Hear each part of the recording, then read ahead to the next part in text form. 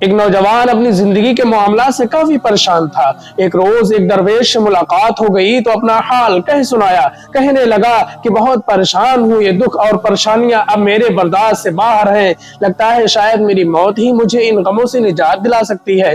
दरवेश ने उससे कहा, मेरी बात सुनो और जाओ एक मुट्ठी नमक लेकर आओ। नौजवान हैरान तो हुआ कि मेरी बात का नमक से क्या ताल्लुक है, फिर भी लेकर आ गया। दरवेश ने कहा, एक गिलास पानी में इस मुट्ठी भर नमक को डालो और पी जाओ। नौजवान ने ऐसा ही किया तो दरवेश ने पूछा, इसका जायका कैसा है? नौजवान थूकते हुए बोला, बहुत ही खराब, एकदम खारा है। दरवेश मुस्कुराते हुए बोला, अब एक मुट्ठी नमक लेकर मेरे साथ उस सामने वाली झील तक चलो। साफ पानी से बनी इस झील के सामने पहुंचकर दरवेश ने कहा, चलो अब उस मुट्ठी भर नमक को पानी में डाल दो और फिर इस झील का पानी पियो। नौजवान ने पानी पिया तो दरवेश ने पूछा, बताओ इसका जायका कैसा है?